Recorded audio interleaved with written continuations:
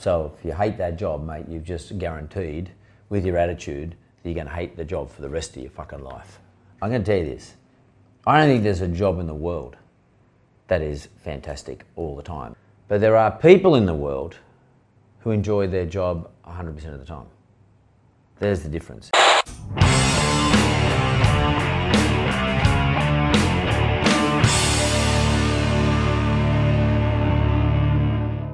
I read this stat the other day that 87% of the world hate their job, which means that they clock off exactly at 5, they only put in the minimum effort.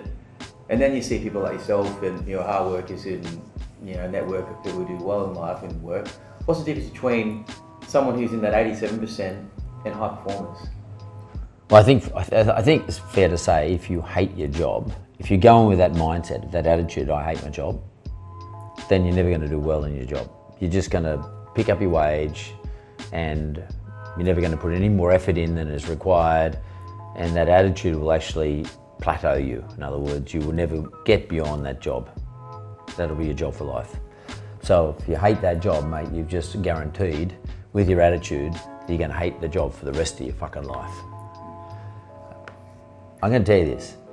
I don't think there's a job in the world that is fantastic all the time. But there are people in the world who enjoy their job 100% of the time. There's the difference. And the reason for that is because they have an attitude towards it. They have an attitude about their job. So every job has something in it that you love. There has to be something in it you love. Well, there's something in it you appreciate. Maybe you should just appreciate the fact you got a job.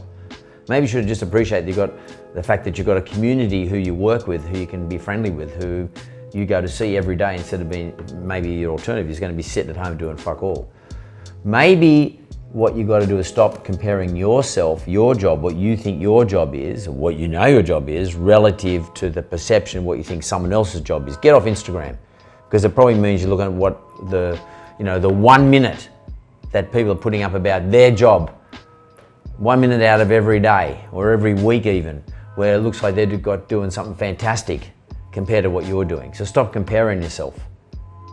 Maybe that's what you got to do. You got to stop comparing yourself to what you think the perception of someone else's job is, and you got to start to concentrate on what the benefits or the good things about what you're getting out of this are. The fact that you got somewhere to go every day, that's good. You got a purpose to get up in the morning. There must be something in your job that you love, and if there's absolutely nothing in your job you love, then get out of it and go and get another one. Yeah, and I think people have this expectation that there should be nothing shit in their job or nothing shit in life in general. That's what happiness is to people. Like, if there's any pain, I hate it. It's just wrong. Well, we develop too many expectations today, and a lot of it's driven through the social mediums too, but it sort of builds up our expectations, and the more expectations we have, the greater our disappointments. So sure, look at all the social mediums, but make sure that you don't turn those things into expectations that should be reflected in the way you live your life, or by the way you live your job or you work in your job. For me, I can tell you now, personally, I would say 5% of my different businesses, the work I do for my different businesses, is really exhilarating, and 95% of it is putting bushfires out and sort of hard work, just tough hard work. And everybody probably thinking to themselves, wow, what a job you've got. This discussion, which we're going to put up on our socials, this is like 10 minutes of my day, which is like 12-hour day, and it's one of 6 days every week. So it's not really a reflection of my business life. My business life is tough, and I actually like having a tough business life. I think that's a good thing. I like going into tough environments. When you go to the gym, you don't expect to go to the gym and be able to lift bench press 300 kilos and deadlift 300 kilos and do 400 chin-ups.